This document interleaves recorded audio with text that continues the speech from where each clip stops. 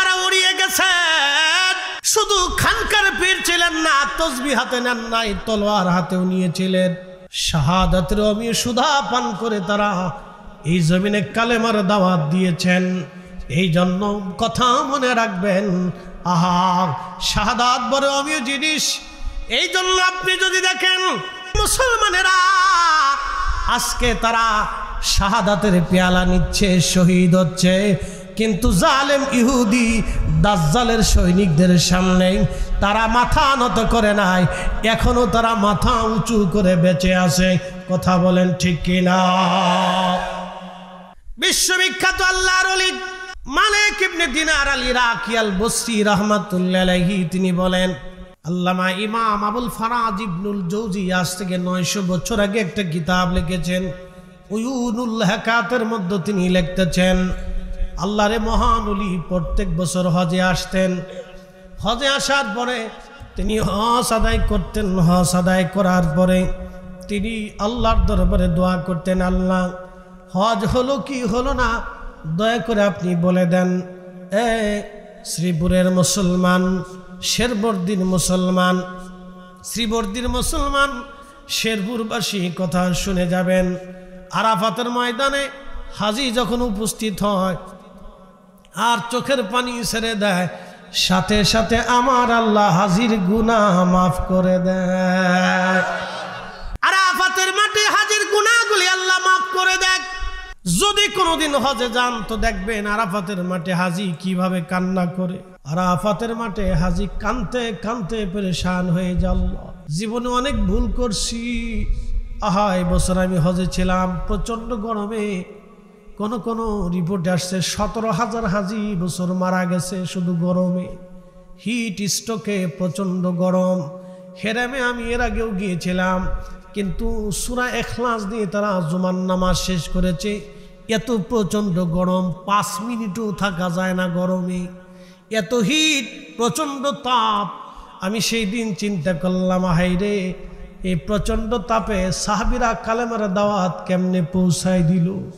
এই জমিনে আমার নবীকে না খাওয়াইয়া, আমার রসুলকে খাবার না দিয়ে পানি বন্ধ করে দিই 2টা বছর পর্যন্ত শিয়াবে আবি তালিবে বন্দি করে রাখা হয়েছিল। গাছের পাতা, শাল বাকলগুলি খেয়ে নবীজি জীবন ধারণ করেছিলেন, কত কষ্ট করেছিলেন। আম্মাজান আয়েশা সিদ্দিকা রাদিয়াল্লাহু আনহা, আম্মাজান খাদিজাতুল কুবরা, ফাতিমাতুজ জাহরার মতো মহিয়সী নারীরা নবীজির সঙ্গে থেকে ক্ষুধা আর অভাব বরণ করে নিয়েও তারা পালায়া যায় নাই। তারাই ছিল অরিজিনাল নবীর সঙ্গী, তারাই ছিল রাসূলুল্লাহর বিপদের সাথী। কথা বলেন ঠিক কিনা? শেরপুরবাসী মালিক ইবনে দিনার আল ইরাকি বলতেছেন, আমি হজ শেষ করার পরে যখন হজের কর্মকাণ্ড সব শেষ হয়ে গেল, জামারাতে পাথর মারা শেষ, একেবারে বিদায়ী তাওয়াফ আমি করে ফেললাম। বিদায়ী তাওয়াফ, হজের আনুষ্ঠানিকতার সব শেষ, বিদায়ী তাওয়াফ। রব্বে কারিমের দরবারে বললাম, ইয়া রাব্বি, হজ তো শেষ করে ফেললাম, কার হজ হলো কার হজ হলো না এটা তো আর বলতে পারি না। আল্লাহ আপনি দয়া করে বলে দেন কার হজ হয়েছে কার হজ হয় নাই। হযরতে মালিক ইবনে দিনার আল ইরাকির কাছে আমার আল্লাহ পাক সংবাদ পাঠাইলেন। রাত্রি তিনি ঘুমানো স্বপ্নে আল্লাহ বলে দিলেন, মালিক রে, সবার হজ কবুল করেছি, সবার গুনাহ মাফ করেছি, কিন্তু একজনের গুনাহ আমি আল্লাহ মাফ করি নাই, একজনের হজ আমি আল্লাহ কবুল করি নাই। সবার গুনাহ মাফ, কিন্তু একজনের মাফ নাই। মালিক ইবনে দিনার রাত্রিবেলা আবার ঘুমের মধ্যে চিন্তা, আল্লাহ ওই লোকটা যদি আমি হই তাহলে আমার জীবন বরবাদ হয়ে যাবে। রব্বুল আলামিন, কে সেই লোক যার গুনাহ মাফ হয় নাই? হজে আসার পরে যার গুনাহ মাফ হলো না, এই হতভাগা লোকটা কে গো আল্লাহ, দয়া করে বলবানি। পরে রাত্রে আল্লাহ বলেন, মালিক রে, তোমার গুনাহ মাফ করছি, কিন্তু একজন রে মাফ করি নাই, তার নাম মুহাম্মদ ইবনে হারুন সমরকন্দি। আমি তার গুনাহ মাফ করি নাই, তার হজ আমি আল্লাহ কবুল করি নাই। মালিক ইবনে দিনারের ঘুম ভেঙে গেল। হেরেমে যায় তিনি তাহাজ্জুদ নামাজ পড়িয়া, ফজরের নামাজ পড়িয়া হেরেম থেকে বের হইয়া আহলুল মক্কা যারা ছিলেন, মক্কার বাসিন্দাদেরকে বললেন, মক্কার বাসিন্দারা রে, বলবা কি মুহাম্মদ ইবনে হারুন সমরকন্দি নামক কাউরে কি তোমরা চিনোনি? তার ঠিকানা তোমরা জানোনি? সব মক্কাবাসী বলল, হ্যাঁ আমরা তারে চিনি। আজকে 40 বছর ধরে মাকাম ইব্রাহিমে সারা রাত্র নামাজ পড়ে আল্লাহর ইবাদতে রোনাজারিতে জিকিরে ফিকিরে কাটায় দেয়। 40 বছর ধরে সে ইবাদত করতেছে মাকাম ইব্রাহিমে। সে অনেক বড় বুজুর্গ, অনেক বড় আল্লাহওয়ালা। মালিক ইবনে দিনার চিন্তায় পড়ে গেলেন, হায় হায়, এত বড় আল্লাহওয়ালা কিন্তু হজ কবুল হয় নাই। খুব মনোযোগ দিয়ে কথাগুলি শুনবেন। আল্লাহ পাক বলেন, আমি মানুষ বানাইলাম মিন সুলালাতিন মিন মাইন মাহিন, মানুষের শরীর থেকে নির্গত নির্যাস পানি থেকে, পুরুষের পৃষ্ঠদেশ নারীর বক্ষদেশ থেকে পানিটা নির্যাস হয়ে মায়ের রেহেমে নিরাপদ আধারে জরায়ুর ভিতরে আল্লাহ পাক আমাকে আপনাকে প্রথম, আল্লাহু আকবার, প্রথম 40 দিন পর্যন্ত এই পানিটাকে আল্লাহ রিফাইন করতে থাকেন। রিফাইন করতে করতে 40 দিন পরে ওই পানিটা মায়ের পেটের ভিতরে আমার আল্লাহ রক্তপিণ্ড বানায়া দেন। আবার 40 দিন ওই পানি রক্তপিণ্ডটাকে আল্লাহ পাক রিফাইন করতে থাকেন। কোরআন বলতেছে, খালাকাল ইনসানা মিন আলাক, আমি মানুষ বানাইলাম রক্তপিণ্ড থেকে।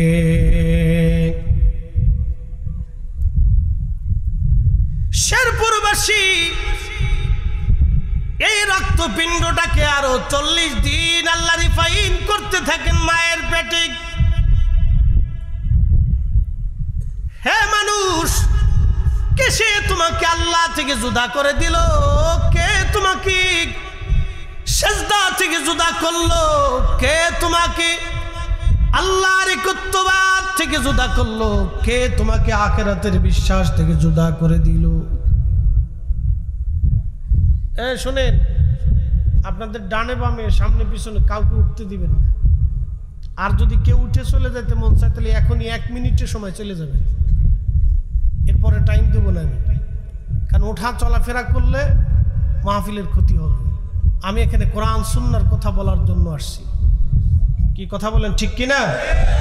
আমি এখানে বুঝাইতে আসছি মানুষকে আগামীর দিনগুলি কি করতে হবে। অতএব লড়াচড়া করা যাবে না। পেশাব পায়খানা যদি থাকে তাহলে 1 মিনিট সময় 30 সেকেন্ডে উঠে চলে যাবেন, পরে আর পিছনে যায় বসবেন। ভিতর থেকে উঠার আর কোনো সুযোগ নেই। যদি পেশাব পায়খানায় ধরে তাহলে একবারে সাপ সুপ দিয়ে বসে থাকবেন, লড়াচড়া করা যাবে না, সুযোগ নেই। এই বাচ্চা কাচ্চা যদি চলে যেতে মন চায় তো আগে চলে যা বাবা, পরে কিন্তু ডিস্টার্ব করিস না তোরা। কারণ আলোচনার মাঝখান থেকে উঠলে আমাদের অ্যাটিটিউড নষ্ট হয়ে যায়।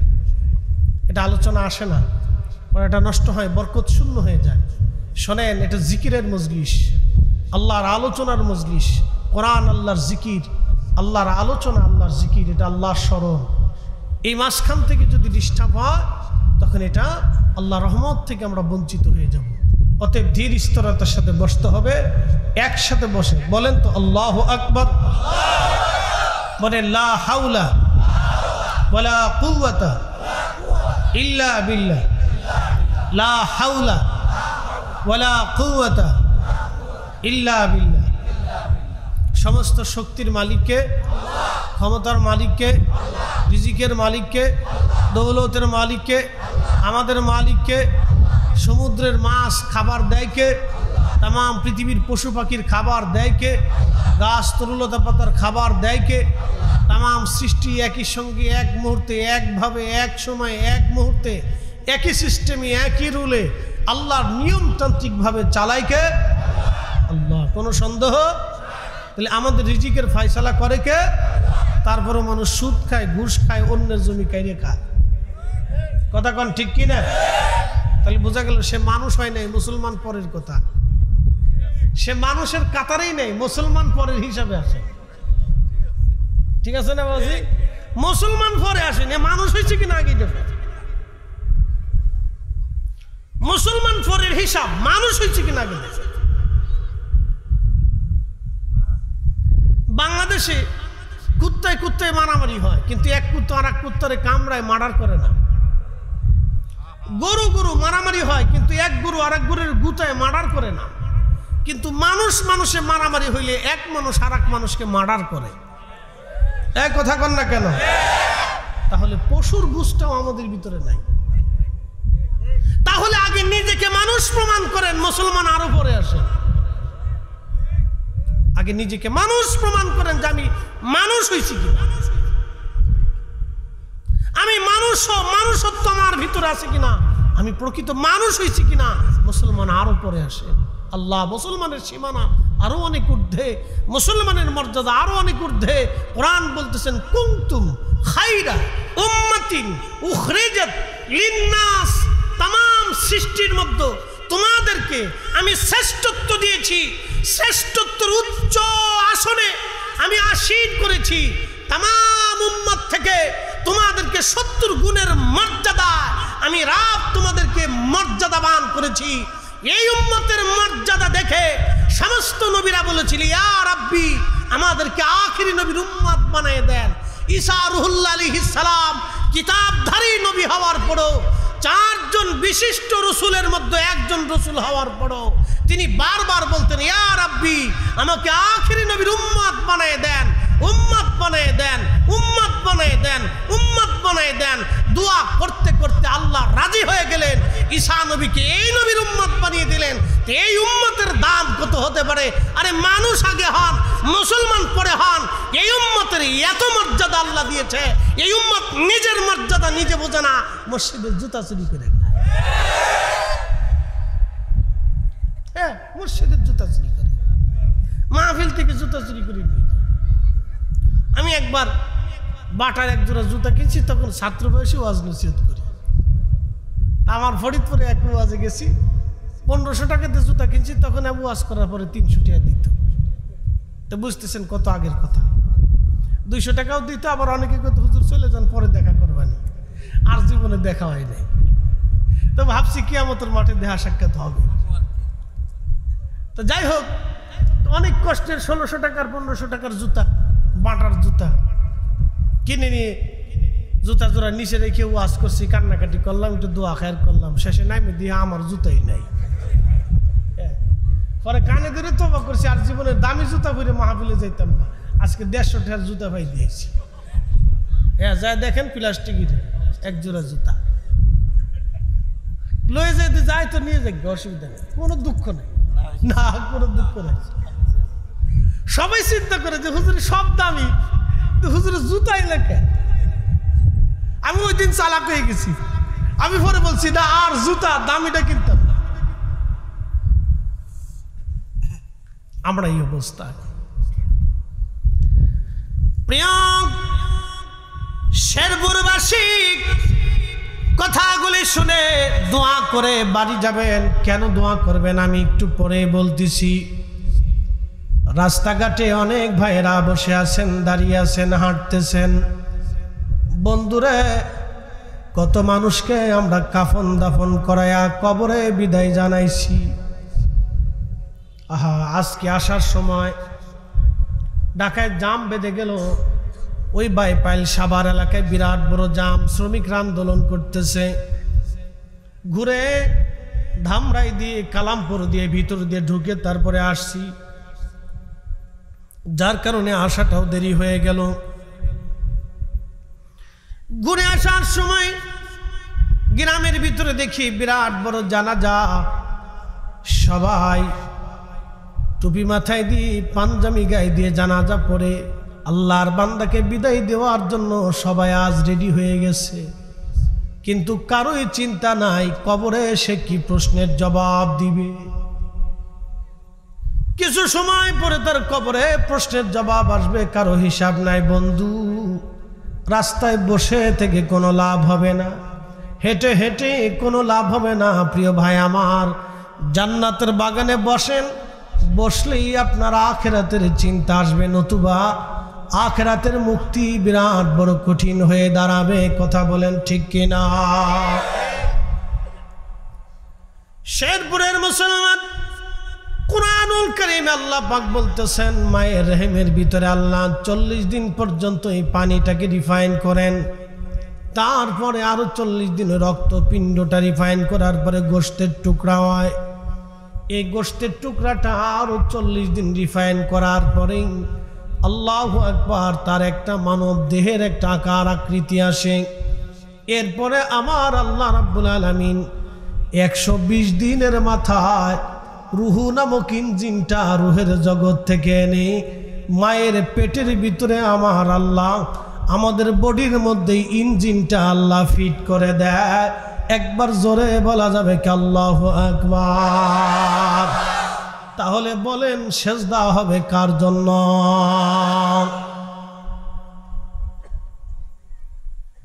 কয়েকদিন আগে আপনারা দেখেছেন সারা দেশে পূজা হয়েছে, দুর্গা পূজা বলা হয় হিন্দুদের সনাতন ধর্মের সবচেয়ে বড় অনুষ্ঠান। যেটা শুনেছি বাংলাদেশে 30,000 প্রতিমা হয়েছে, 30,000 প্রতিমা তারা বানিয়েছে। হিন্দু আছে সারা বাংলাদেশে ধরেন 2 কোটি, প্রতিমা হলো 30,000। এই প্রতিমাগুলি নিজেরা বানিয়ে বানিয়ে বানিয়ে বানিয়ে তারা বিসর্জন দেয়। এটা তাদের ধর্মের বিষয়, আমি কটাক্ষ করব না। প্রতিমা বানায়া এরপরে তারা বিসর্জন দেয়। কেউ পুকুরের মধ্যে চুবায়, কেউ পানির মধ্যে চুবায়, কেউ নদীর মধ্যে ফেলে দিয়ে দেয়। কোটি কোটি টাকা খরচা করে যারা নদীর মধ্যে ফেলে দিতে পারে, আমরা মুসলমান মসজিদে 10 টাকা দেওয়ার সময় সিরা টাকা তালাশ করে। এরা আবার ঘুমাই ঘুমাই স্বপ্ন দেখে 80টা হুল লইয়া বেহেশতে ঘুমাইতেছে। শয়তানে হাসে আর কই, ওরে চাচা, শয়তানে হাসে আর কই, ওরে দাদা, তুই মসজিদে সিরা টাকা দিয়ে আইছে, স্বপ্নে দেখোস 80টা হুর পাবি। এরা কোটি কোটি টাকা পানির ভিতরে বিসর্জন দিয়ে দিল তাদের বিশ্বাসে। আর আমরা মুসলমান জানি আমাদের আল্লাহ এক, আমাদের আখিরাত আছে, হিসাবের কাঠগড়ায় দাঁড়াইতে হবে, ফেরেশতা আছে, কিয়ামত হবে, জান্নাত হবে, জাহান্নাম হবে, নবী আসছে, আমাদের দ্বীন সত্য, ঈমান সত্য, আল্লাহ সত্য, আখিরাত সত্য, কবর সত্য। বিশ্বাস করার পরেও আমরা 1, 200, 500, 1000 টাকা দানের বেলায় গেলে, মসজিদের বেলায় গেলে, মাদ্রাসার বেলায় গেলে তখন আমাদের হিসাব ঠিক থাকে না। কথা বলে ঠিক কিনা? আমরা মুসলমান হয়ে বুঝে নিচ্ছি।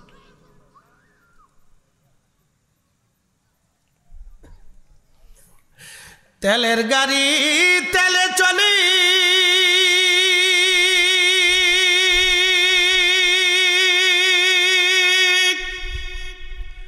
হাওয়ার গাড়ি হাওয়ায় উড়ে, বিনা তেলে চালায় গাড়ি নবী সুলাইমান। আমরা সেই মুসলমান, আমরা সেই মুসলমান, ঠিক কিনা?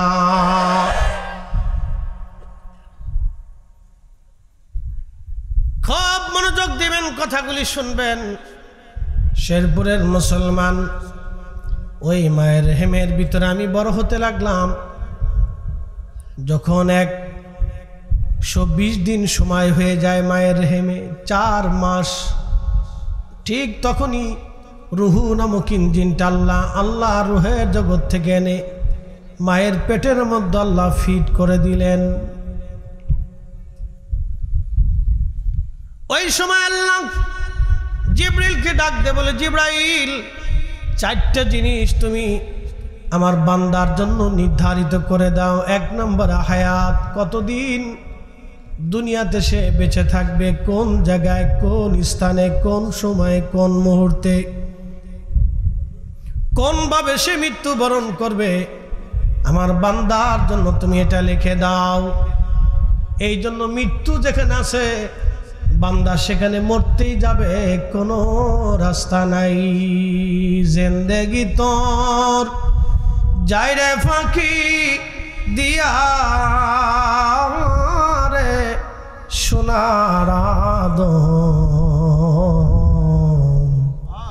জিন্দেগি তো যায় ফাঁকি দিয়া। ও আদামরে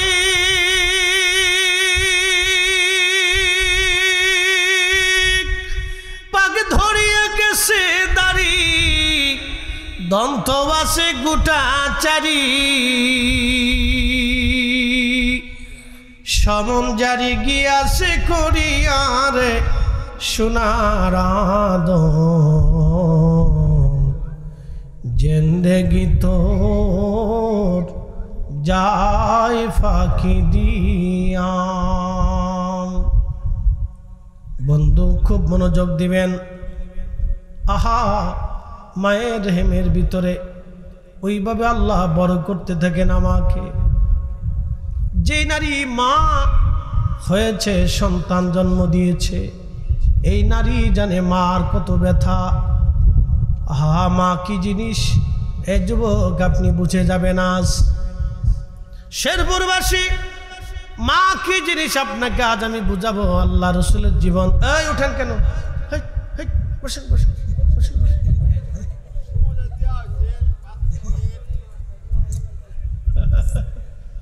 সুযোগ নাই, সুযোগ নাই। না না, উঠলে বিপদ। পেশাবে ধরছে না, যদি পেশাবে ধরে তাহলে ছুটি দিব। হাসা কথা করতে তাহলে এক আঙ্গুল উঁচা করবেন, আর যদি বাথরুমে ধরলে তাহলে দুইটা উঁচা করবেন। যে হুজুর দুই জায়গায় ঝামেলা, পেশাবে ধরলে এক জায়গায় ঝামেলা, আর বাথরুমে ধরলে হলো দুই জায়গায় ঝামেলা। মনে রাখবেন, পেশাব না করলে বাথরুম হয় না, আর বাথরুম করলে পেশাব করতে হবে, পেশাব করলে বাথরুম না করলেও চলে, কিন্তু বাথরুম করলে পেশাব আসবে। এই জন্য দুই আঙ্গুল দুই জায়গায় ঝামেলা, আর এক আঙ্গুল উঁচা করলে এক জায়গায় ঝামেলা। ঠিক আছে? তো কারো যদি অসুবিধা হয় তাহলে এক আঙ্গুল উঁচা করবে, একটাই যদি ধরে, আর যদি দোনোটাই ধরে বসে তাহলে দুই আঙ্গুল, তা আমি ছুটি দিয়ে দেবো। তাহলে আস্তে আস্তে চলে যেতে হবে, কিন্তু লাড়াছাড়া করা যাবে না। আপনার বসাই রাখতেছি, কিয়ামতের মাঠে আপনার সাথে আমার দেখা হবে। সেই দিন আপনি বলবেন, হুজুর জোর করে বসাই রেখে আপনি আমার উপকার করছিলেন। প্রিয় ভাই আমার, পায়ে হাত ধরে বলতেছি, এই সময়টা দুনিয়াতে আমাদের জীবনে নাও আসতে পারে। কথা ঠিক কিনা? আমি আপনার হাসরের মাঠের জন্য, উপকারের জন্য বসাইতেছি। বন্ধু, এখানে কেউ যদি আপনারা জোর করেও বসা, তাহলে বুঝবেন সে আপনার প্রকৃত বন্ধু। আর এখান থেকে যে আপনার উড়াই লয়ে যাবে, বুঝবেন এটা আপনার দুশ্মন, শয়তানের ভাই। এই জন্য বসতে হবে বাবাজি। প্রিয় ভাই আমার, বসেন, দুটা কথা শোনেন। মা কি জিনিস আমি বুঝাইতেছি, মনোযোগের সাথে দেন। মায়ের রেহেমের ভিতরে আল্লাহ তিলে তিলে তিলে তিলে তিলে তিলে আমাদেরকে বড় বানাইলেন। বড় হইতে লাগলাম, যত দিন যায় তত মায়ের পেটের ভিতরে আমরা আঘাত করতেছিলাম। অনেক রাত মা ঘুমাইতে পারে নাই। ওই মায়ের পেটের ভিতরে মা নাভির সাথে আল্লাহ রাব্বুল আলামিন আমাদের বডিটাকে অ্যাডজাস্ট করে দিলেন। মা খায় আমি খাই, মা ঘুমায় আমি ঘুমাই। কথা বুঝে যাবেন, মা খায় আমি খাই, মা ঘুমায় আমি ঘুমাই। আজকে একটা সূত্র বুঝে যাবেন, মা খায় আমি খাই, মা ঘুমায় আমি ঘুমাই। মা নামাজ পড়লে আমার নামাজ হয়, মা জিকির করলে আমার জিকির হয়, কারণ মায়ের নাভির সাথে আমার অ্যাডজাস্ট হয়ে গেল। ডাক্তার বলে দিল, রোগীকে গাইনি বিশেষজ্ঞ মহিলা ডাক্তার মাকে ডেকে নিয়ে বলল, বোন আমার, আপনাকে মাছ খেতে হবে, আপনাকে ছোট মাছ খেতে হবে, সবজি খেতে হবে, দুধ খেতে হবে, ডিম খেতে হবে, পুষ্টিকর খাবার আপনাকে খেতে হবে। কারণ আপনার শরীরে পুষ্টি হলে আপনার বাচ্চার শরীরে পুষ্টি হবে। ভালো ভালো খাবার খেলে আপনার সন্তানের ব্রেন ভালো হবে, সুস্বাস্থ্য হবে, সুন্দর হবে। এই জন্য দুধ খাওয়া লাগবে, ডিম খাওয়া লাগবে, খেজুর খাওয়া লাগবে। আল্লাহর নবী বললেন, উম্মত তোমরা তোমাদের গর্ভবতী নারীদেরকে খেজুর খাওয়াও, কারণ খেজুর আল্লাহর জান্নাতের ফল। একবার জোরে বলবেন কি মারহাবা। আর আমার দেশের বেটিরা খায় ফুচকা, চটপটি, নাম দিছে বিসমিল্লাহ চটপটি হাউস। চটপটির দোকানদারের কাছে গেলে ভাবি আইসি দারুণ চটপটি খাবাইছি, ও খুশি। চটপটি খাওয়ার পরে শেষে চলে যায় গ্যাস্ট্রিকের দোকানে, ফার্মেসিতে যায়, কয় ভাইজান দেখ দিয়ে দেন শেখলো।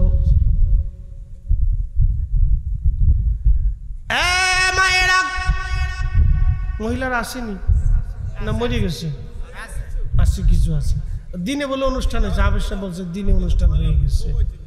মহিলা দরকার আছে, মহিলাকে ওয়াজ নসিহত শোনার দরকার। এরা যেইভাবে স্টার জলসা দেখে, টেলিভিশন দেখে, সেইভাবে তো আমরা ওয়াজে কাজ হয় না।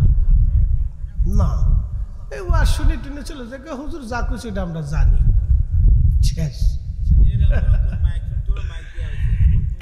মা বোনেরা, বাড়ি বসে ঘরে বসে যারা ওয়াজ শুনতেছেন, আপনি শুনে নেন।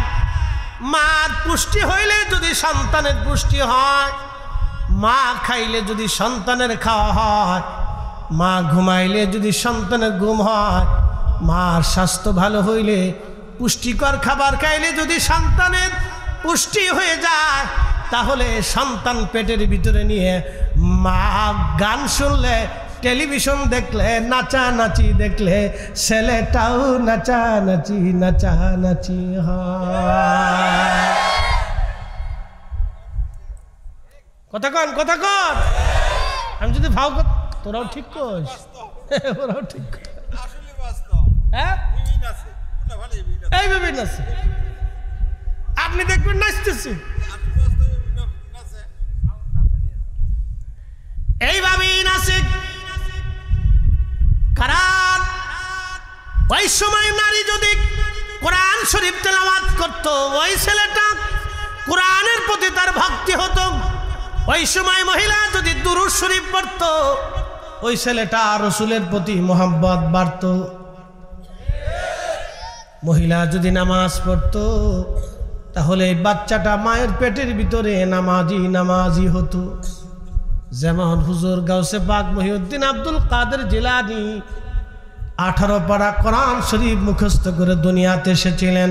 কেউ বিশ্বাস করলেও করতে পারেন, না করলেও না করতে পারেন, ও সাতা কিছু আসে যায় না। এগুলি সব আল্লাহর কুদরত। কারণ তার মায়ের পেটের ভিতরে সন্তানকে নিয়ে তিনি এমনভাবেই কোরআন পড়তেন, কারণ তার মা ছিল হাসানি, বাবা ছিল হুসাইনি। হাসানি হুসাইনি রক্তের মাধ্যমে আল্লাহর একজন মহান ওলি দুনিয়াতে এসেছিলেন। আবার একটা কথা মনে রাখবেন, এই হাসানি হুসাইনি রক্তের মাধ্যমে পৃথিবীতে আরেকজন সন্তান কিয়ামতের আগে জন্ম হবে, তার নাম মুহাম্মদ, বাবার নাম আব্দুল্লাহ, তার পরিচয় হবে ইমাম মাহাদি। অতএব এই রক্তটাকে ছোট করে দেখার কোনো সুযোগ নাই। হযরত হুজুর গাউসে পাক 18 পারা মুখস্থ করে আসলেন, কারণ তার মা তাকে পেটে ধারণ করে প্রতিনিয়ত কোরআন পড়তেন। ওই কোরআন পড়ার কারণে আল্লাহ তাকে কোরআনের হাফেজ বানায় দুনিয়াতে পাঠাইছে। একবার জোরে বলা যাবে কি আল্লাহু আকবার? নারা হাত উঁচা করে বলেন আল্লাহু আকবার। তাহলে আমাদের নারীদেরকে গর্ভবতী হওয়ার পরে শুধু ভালো খাবার দেওয়া যাবে না, নামাজি বানাইতে হবে, পর্দানিসীন বানাইতে হবে, জিকির করনেওয়ালা বানাইতে হবে, দুরুদ পড়নেওয়ালা বানাইতে হবে, তখন তার পর্দা করাইতে হবে। এই কথা কম জোরে বলেন। আর যদি টিকটক কপালে পড়ে তো শেষ। হ্যাঁ, টিকটক, এখন বেটিরা টিকটক করে, উরে বাপরে বাপ। এই তুই উঠেছ কে? সুযোগ পেয়ে গেছে, না ধরলে কেছে উঠছে। এরা হাসয়নি। হ্যাঁ ঠিক আছে, আইবি তো, আবার আইবি তো। হ্যাঁ ঠিক আছে, আইস।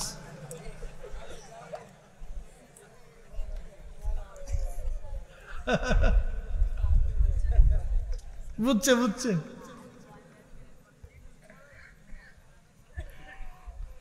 একসাথে পড়েন, লা হাওলা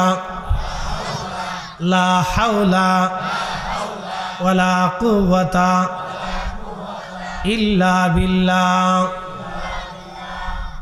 বন্ধু আমার,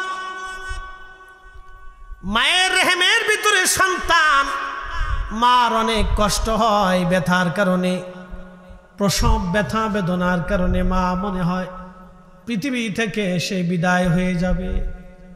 কত কঠিন আহার। এই জন্য আল্লাহ বলেন আনিশকুরলি ওয়ালিদাইক, বান্দা তুমি আমার শুকর করবে এবং তোমার বাবা মার প্রতি কৃতজ্ঞ হবে। মাঝে মধ্যে এই চ্যানেল বলে হুজুর টেলিভিশন দেখতে বলেন কেন? আমি নাচ গান দেখতে বলতেছি না, একটা চ্যানেল আছে ডিসকভারি, আমি আগে খুব দেখতাম। বলে হুজুর কারণ কি? এখানে পশু পাখি মরুভূমি আল্লাহর সৃষ্টির বৈচিত্র্যময় জীবন নিয়ে দেখানো হতো। মাঝে মধ্যে দেখবেন হরিণ, বাঘে, মহিষ দাবুর দিয়েছে, পাল হাজার হাজার মহিষ দৌড়ায়, কিন্তু মা মহিষটা বাচ্চাকে বাঁচানোর জন্য সব মহিষ চলে গেল, মা মহিষটা যায় না। সন্তানটাকে বাঁচানোর জন্য মা বাঘের সাথে মারামারি করতে থাকে। শেষ পর্যন্ত মা মহিষটাও জীবন দিয়ে দিল। এর নাম মা, মা জননী, মা জননী। কারণ মায়ের নাভির সাথে আমার বডিটার আল্লাহর যাঁচ করার কারণে মার বডির, মার রক্ত থেকে আমার রক্ত হলো, মার শরীর থেকে আমার শরীর হলো, মার দেহ থেকে আমার দেহ হলো, মার পুষ্টি থেকে আমার পুষ্টি হওয়ার কারণে মায়ের শরীর থেকে আমার শরীর যখন গঠন হলো, আমি মাকে ভুলে গেল, মা আমাকে ভুলতে পারে না। কারণ আমি মায়ের অংশ, আমার অংশ মা না। আমি মার অংশ, আমার অংশ মা না। আমি মায়ের অংশ, মায়ের থেকে আমি হইছি, আমার থেকে মা হয় নাই। মায়ের থেকে আমি হওয়ার কারণে মা আমাকে ভুলতে পারে না। সন্তান নতুন বউ নিয়ে চলে যায়, কিন্তু মা ভুলতে পারে না।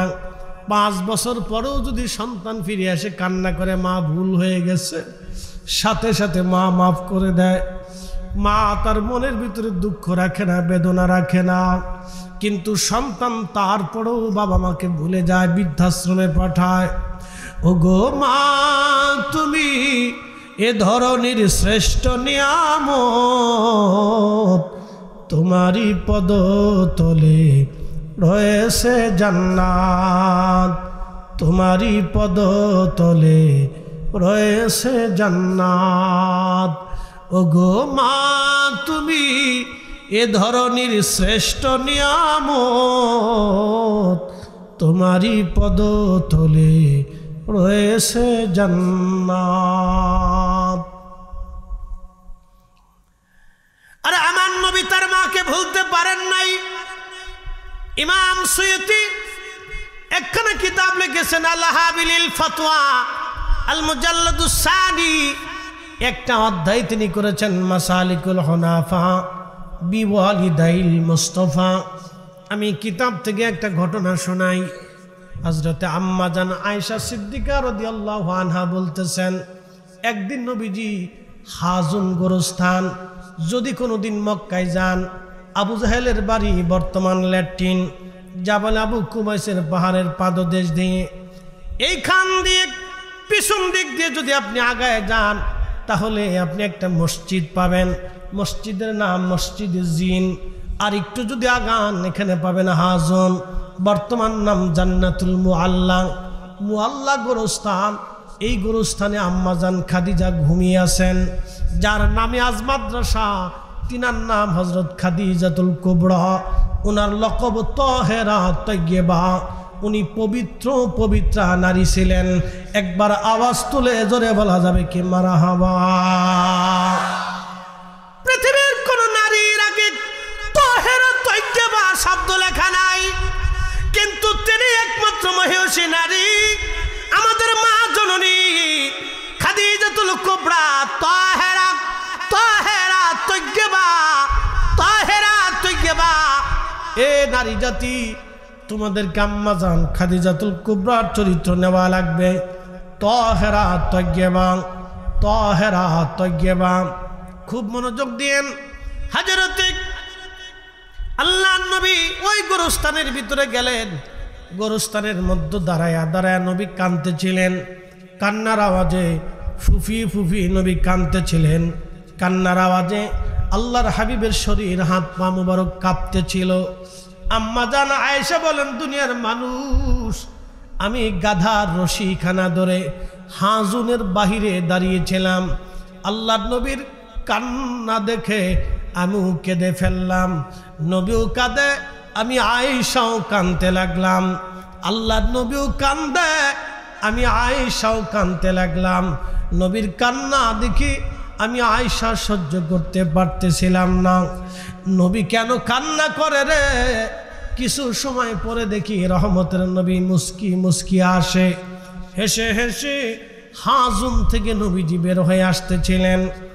আম্মা জান আয়েশা বলতেছিলেন, ইয়া রাসূলুল্লাহ, আপনি কাঁদতেছিলেন, কান্না দেখে আমি আয়েশা স্থির থাকতে পারি না, আমি কেঁদে দিয়েছি। নবী গো, কি জন্য কান্না শেষ হওয়ার পরে আপনি হাসতে হাসতে আসলেন? আল্লাহর নবী ডাক দেয়া বলেন, আয়েশা রে, আমি হাজুনে যখন দাঁড়াইলাম মায়ের কথা মনে পড়ল, মার কথা মনে পড়ে। আমি নবীজি মার কথা মনে করে করে আল্লাহর দরবারে কাঁদতে লাগলাম। বললাম, রব্বি, আমার মা, আমার মা, আমার মা, আমার মা। যে মায়ের কোলের মধ্যে ছিলাম, পেটের মধ্যে আমি রসুল ছিলাম, আমার মা, মার জন্য আমি কান্না করতেছিলাম। আল্লাহ রাব্বুল আলামিনের দয়া লেগে গেল আমার কান্না বন্ধ করার জন্য। আমার আল্লাহ আমার আব্বা এবং আম্মা দুইজনকে আমার সামনে উপস্থিত করাইলেন। আমি নবী তাদেরকে কালেমা পড়াইলাম, তারপরে আমার আল্লাহ তাদেরকে আমার কাছ থেকে আবার নিয়ে গেলেন। আমি এই খুশিতে হাসতে হাসতে বের হয়ে আসছি যে আমার আব্বা আম্মাকে আমার আল্লাহ আমার সামনে জিন্দা বানাইয়া, আমার কালেমা পড়াইয়া আমার উম্মতের দলভুক্ত বানাই দিয়েছে।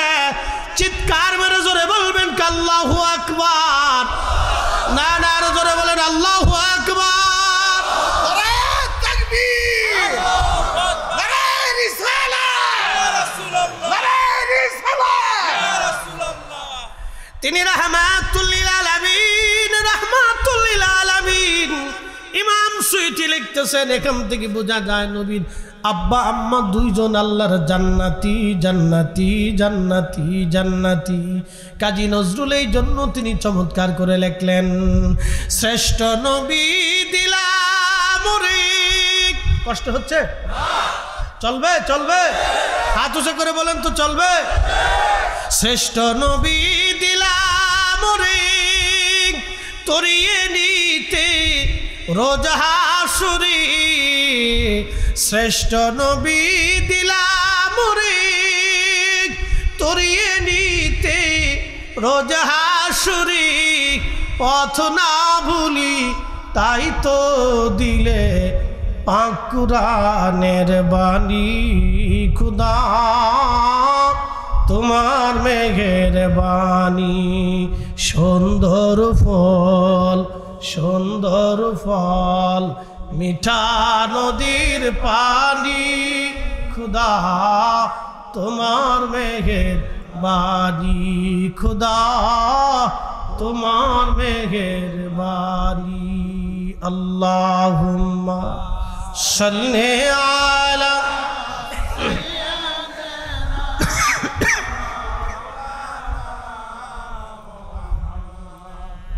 ওয়ালা আলি সাইয়্যিদিনা।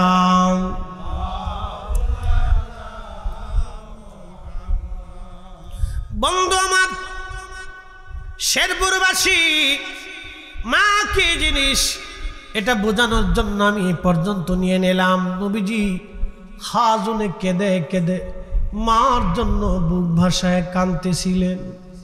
আল্লাহর নবী, রহমতের নবী, নিজের মাকে ভুলে যান নাই। যুবকরে একটা ঘটনা আজ শোনাবো। বিশ্ববিখ্যাত একজন আল্লাহর ওলি ছিলেন, তার নাম মালিক ইবনে দিনার। যারা অলিতে বিশ্বাসী আপনারা জানেন, অলি ছাড়া এই দেশে ইসলাম আমরা পাই নাই। আল্লাহ প্রকৃত অলিদের মাধ্যমে আমরা ইসলাম পেয়েছি। চির সত্য কথা, শুধু বাংলাদেশে না, ভারতে না, পাকিস্তানে না, আফগানিস্তানে না, ইউরোপে যদি দেখেন, আমেরিকাতে যদি দেখেন, চীনে যদি দেখেন, আফ্রিকাতে দেখেন, আল্লাহর বহু বড় বড় অলিরা, কুতুবরা জমিন ঘুরে ঘুরে বিনামূল্যে আল্লাহর দামাত দিয়েছেন। আজকে আপনারা আমাকে এখানে এনেছেন, কিছু হাদিয়া দিবেন। সুন্দর করে মঞ্চ সাজাইলেন, মাইক আনলেন, পোস্টারিং করলেন, দাওয়াত করলেন। কিন্তু এমন দিন ছিল ওলিরা এই জমিনে কালেমার দাওয়াত ঘুরে ঘুরে ঘুরে ঘুরে দিয়েছে। কোনোদিন খাবার খাইছে, কোনোদিন খায় নাই। আহা, শত্রুর মুখোমুখি দাঁড়ায়া কালেমার দাওয়াত তারা দিয়েছেন। আল্লাহর জমিনে কালেমার পতাকা তারাই উড়িয়ে গেছেন। কথা বলেন ঠিক না বেটে? বিনামূল্যে নিঃস্বার্থভাবে জমিনে রক্ত ঝরিয়ে কালেমার পতাকা তারা উড়িয়ে গেছে। শুধু খানকার পীর ছিলেন না, তসবিহ হাতে নেন নাই, তলোয়ার হাতেও নিয়েছিলেন। শাহাদাতের অমীয় সুধা পান করে তারা এই জমিনে কালেমার দাওয়াত দিয়েছেন।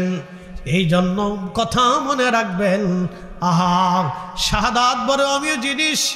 এই জন্য আপনি যদি দেখেন ফিলিস্তিনের মুসলমানেরা আজকে তারা শাহাদাতের পেয়ালা নিচ্ছে, শহীদ হচ্ছে, কিন্তু জালেম ইহুদি দাজ্জালের সৈনিকদের সামনে তারা মাথা নত করে নাই। এখনো তারা মাথা উঁচু করে বেঁচে আছে। কথা বলেন ঠিক কিনা?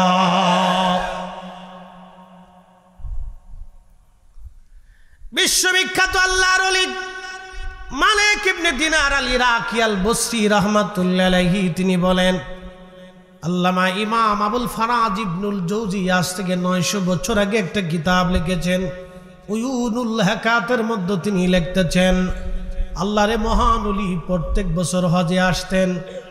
হজে আসার পরে তিনি হজ আদায় করতেন। হজ আদায় করার পরে তিনি আল্লাহর দরবারে দোয়া করতেন, আল্লাহ হজ হলো কি হলো না দয়া করে আপনি বলে দেন। শ্রীপুরের মুসলমান, শেরবর্দির মুসলমান, শ্রীবর্দির মুসলমান, শেরপুরবাসী কথা শুনে যাবেন।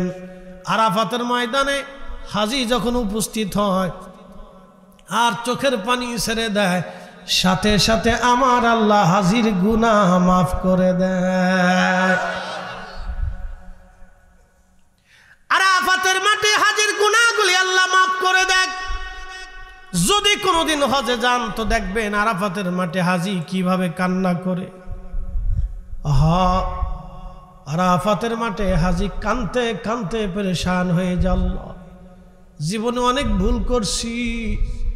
এই বছর আমি হজে ছিলাম, প্রচন্ড গরমে, কোন রিপোর্টে আসছে 17,000 হাজী বছর মারা গেছে শুধু গরমে, হিট স্ট্রোকে, প্রচন্ড গরম।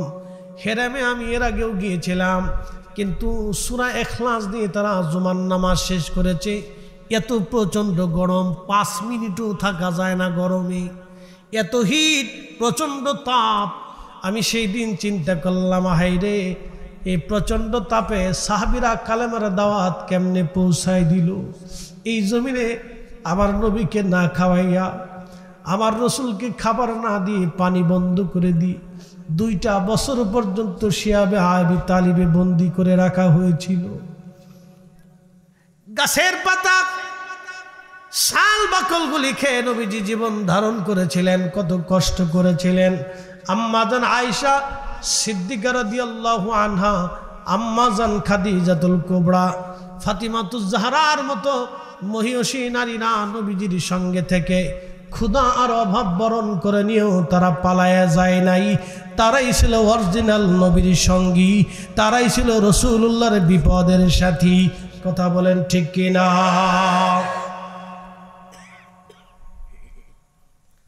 শেরপুরবাসী মালিক ইবনে দিনার আল ইরাকি বলতেছেন, আমি হজ শেষ করার পরে যখন হজের কর্মকাণ্ড সব শেষ হয়ে গেল, জামারাতে পাথর মারা শেষ, একেবারে বিদায়ী তাওয়াফ আমি করে ফেললাম।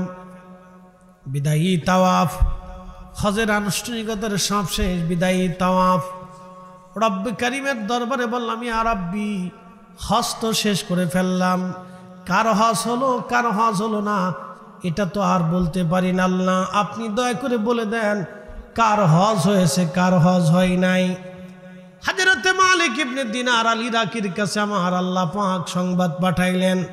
রাত্রি তিনি ঘুমানো স্বপ্নে আল্লাহ বলে দিলেন, মালিক রে, সবার হজ কবুল করেছি, সবার গুনাহ মাফ করেছি, কিন্তু একজনের গুনাহ আমি আল্লাহ মাফ করি নাই, একজনের হজ আমি আল্লাহ কবুল করি নাই। কয়জন? জোরে বলেন কয়জন? এখানে সবাইরে যদি 50,000 টাকা করে দেওয়া হয় আর একজনকে যদি না দেওয়া হয় তাহলে সে কেমন কষ্ট পাবে? বিরাট কষ্ট পাবে। ঠিক সবার গুনাহ মাফ, কিন্তু একজনের মাফ নাই। মালিক ইবনে দিনার রাত্রিবেলা আবার ঘুমের মধ্যে চিন্তা, আল্লাহ ওই লোকটা যদি আমি হই তাহলে আমার জীবন বরবাদ হয়ে যাবে। রব্বুল আলামিন কে সেই লোক যার গুনাহ মাফ হয় নাই?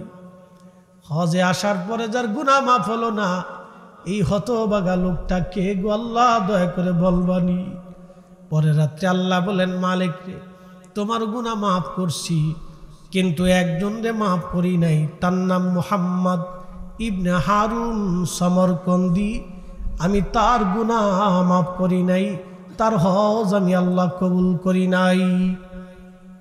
মালিক ইবনে দিনারের ঘুম ভেঙে গেল। হেরেমে যায় তিনি তাহাজ্জুদ নামাজ পড়িয়া, ফজরের নামাজ পড়িয়া হেরেম থেকে বের হইয়া আহলুল মক্কা যারা ছিলেন, মক্কার বাসিন্দাদেরকে বললেন, মক্কার বাসিন্দারা রে, বলবা কি মুহাম্মদ ইবনে হারুন সমরকন্দি নামক কাউরে কি তোমরা চিনোনি? তার ঠিকানা তোমরা জানোনি? সব মক্কাবাসী বলল, হ্যাঁ আমরা তারে চিনি।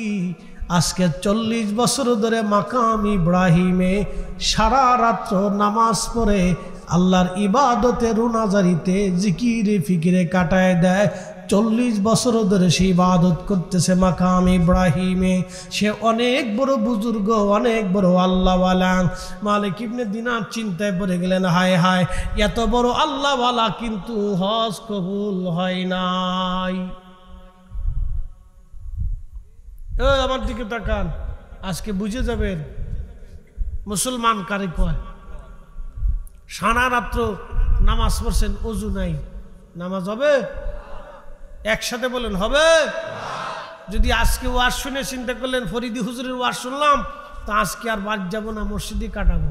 তো সুন্দর করে একবারে মসজিদে ঢুকছেন, যায় নামাজ একটা আনছেন, ফরিদি সাহেবের মতো মাথায় পাগড়ি বাঁধছেন, জুব্বা একটা গায়ে দিছেন, আতর টাতর লাগাইয়া সারা রাত মসজিদে নামাজ পড়লেন, কিন্তু ওযু নাই।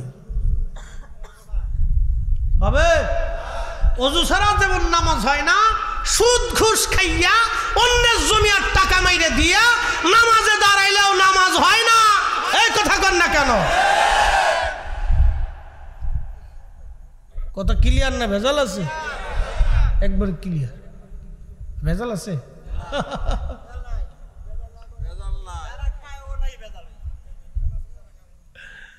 যারা খায় তাদের জন্য দুনিয়া তো ভেজাল, কবরও ভেজাল, হাসরে ভেজাল, ফুলসিরাতে ভেজাল। যারা খায় না তারা হাসতে হাসতে আল্লাহর জান্নাত। একসাথে জোরে বলেন সুবহানাল্লাহ।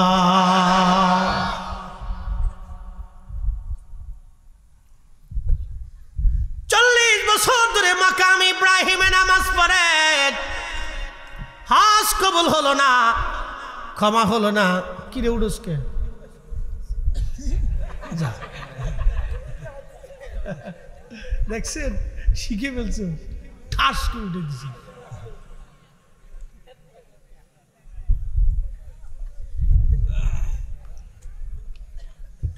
না, সামনের কাতারে বসে রয়েছে, বিরাট মুসল্লি।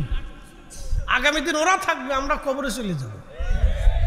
ওদেরকে দরকার সামনে, বাচ্চাদেরকে সামনে বসাইতে হবে, কাছে বসাইতে হবে। শোনেন, আমি একদিন ওরকম সামনে বসে বসে ওয়াজ শুনতাম। জীবনের লক্ষ্য উদ্দেশ্য যদি ঠিক না করেন তাহলে কিছু করতে পারবেন না। লক্ষ্য ঠিক রাখতে হবে, এটাকে বলে এম। সেনাবাহিনীর ট্রেনিং করা, যেমন গুলি ছড়ে বলে এম ঠিক করো। এবার টার্গেট এমনভাবে করবা যে ট্রেগার টেনে দেবা, ঢুম, বাস জায়গা মতো বসান দিয়ে চলে যাবে। বুলেট একবারে সোজাসুজি চলবে, ডান বাম হবে না। এম ঠিক থাকতে হবে, নিজের জীবনের এম ঠিক থাকতে হবে। আমি কি করব, কি হতে চাই, কি কথা কর না কেন?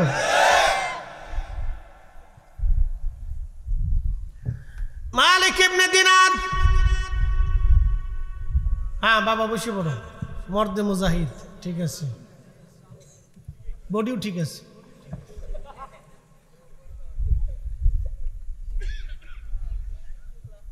নাম কি রে বাবা তোর? হ্যাঁ, নূর মোহাম্মদ। বিরাট বীরশ্রেষ্ঠ, তুই বীরশ্রেষ্ঠ নূর মোহাম্মদ। যা একসাথে কর না মারহাবা। খুব মনোযোগ দিয়ে 40 কত বছর, কত বছর, কোন জায়গায় নামাজ পড়ে? মাকামে ইব্রাহিমে, যেখানে নামাজ পড়লেই কবুল হয়, যেখানে দোয়া করলেই মাফ হয়ে যায়, যেখানে কানলে আল্লাহ ক্ষমা করে দেয়, সেইখানে 40 বছর ধরে কাঁদতেছে কিন্তু কবুল হয় না। লোকেরা বলল হুজুর রাতে পাবেন মাকামে ইব্রাহিমে, দিনের বেলা পাবেন মক্কার বিরান ভূমি। একটা গাছ আছে, এই গাছের নিচে সারা রাত মোহাম্মদ ইবনে হারুন নামাজ পড়েন, সারাদিন ওইখানে ইবাদত করে কাটায়। আপনি দিনে ওইখানে পাবেন, রাতে মাকাম ইব্রাহিমে পাবেন।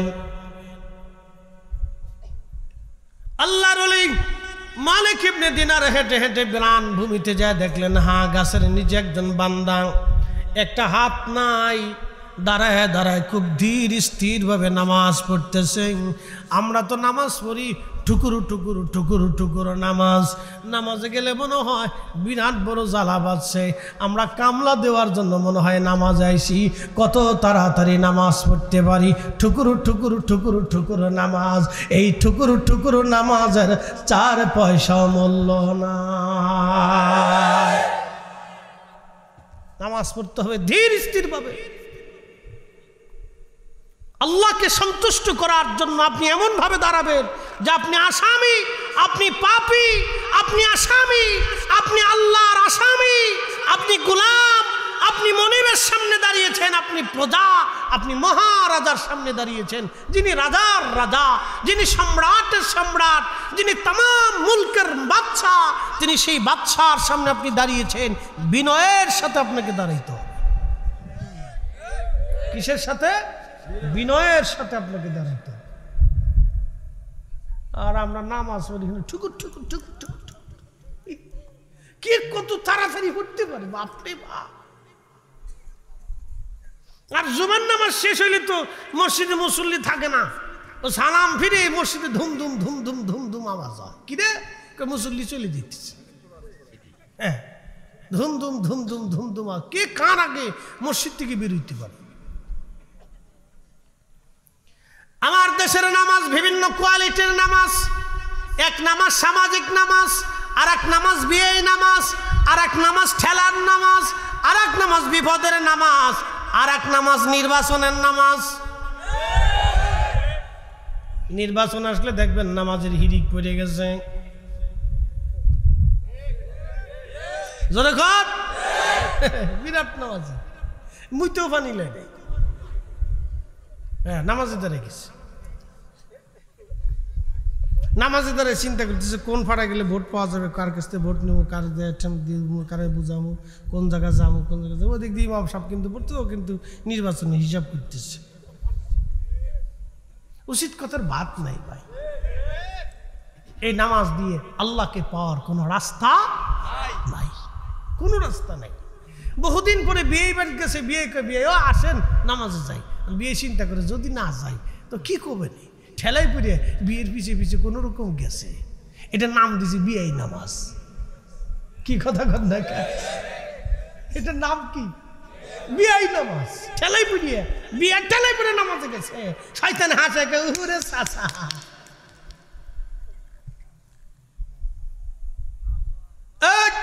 পিছন তো ওটা কে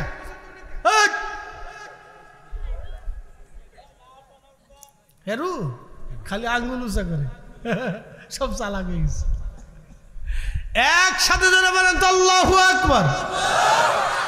বেশি রাত্র করব না, আমি আপনাদেরকে নিয়ে দীর্ঘ সময় দেব না, একটু ঘটনাটা শেষ করে আপনাদেরকে নিয়ে দোয়া করতে চাই। মালিক ইবনে দিনার আল ইরাকি বসরি তিনি যায় দেখেন গাছের নিচে আল্লাহর বান্দা নামাজ পড়ে। সালাম দিলেন, আসসালামু আলাইকুম রাহমাতুল্লাহ, সালাম দিয়ে তিনি বসে গেলেন। মালিক মুহাম্মদ ইবনে হারুন সমরকন্দি নামাজ শেষ করার পরে তিনি সালাম ফিরাইয়া তিনি উত্তর দিলেন, ওয়ালাইকুম আসসালাম রাহমাতুল্লাহি ওয়া বারাকাতুহু। আল্লাহর বান্দা, পরিচয় কি? কি জন্য আপনি মিসকিনের কাছে আসছেন? বলে, আপনার নাম কি? মুহাম্মদ ইবনে হারুন সমরকন্দি। বলে, হ্যাঁ। বলে, আপনার পরিচয় কি? বলে, আমার নাম মালিক ইবনে দিনার আল ইরাকি আল বসরি। বলতেছে, হুজুর আমি আপনাকে চিনছি, আপনি ইরাকের অনেক বড় জাহিদ, অনেক বড় আবিদ, আপনি এই জমানার মস্ত বড় আল্লাহর ওলি, আপনাকে আর পরিচয় দিতে হবে না, আমি চিনছি। তবে হুজুর কি জন্য আপনি অধমের কাছে আসছেন? বলে, আল্লাহর বান্দা, আজকে 2 রাত ভরে আল্লাহর দরবারে কথা হচ্ছে আমার। আল্লাহ আমারে জানাইছে এই বছর সমস্ত হাজিদের গুনাহ মাফ হয়েছে, সবার হজ কবুল হয়েছে, কিন্তু তোমার গুনাহ মাফ হয় নাই, তোমার হজ কবুল হয় নাই। মুহাম্মদ ইবনে হারুন সমরকন্দি চোখের পানি ছেড়ে দিয়ে কেঁদে বলল, হুজুর সর্বনাশের কথা শুধু এইবার না, এবার দিয়ে 40 বছর ধরে আমি শুনতেছি, প্রত্যেক বছর হজ শেষ হয় একজন করে আল্লাহর ওলি আসে, আবদাল এসে আমারে সংবাদ দিয়ে যায়, সবাই আল্লাহ মাফ করছে কিন্তু আমারে মাফ করে নাই। সবার হজ কবুল হয়েছে রে, আমার হজ কবুল হয় নাই। সবার ক্ষমা হয় কিন্তু আমার ক্ষমা হয় না, সবার মাফ হয় কিন্তু আমার মাফ হয় না। হুজুর 40তম বছরে আজ আপনি বলে গেলেন, 40 বছর ধরে 40 জন আল্লাহর ওলি আমাকে বলে গেছে সবার মাফ হয় কিন্তু আমার মাফ হয় না।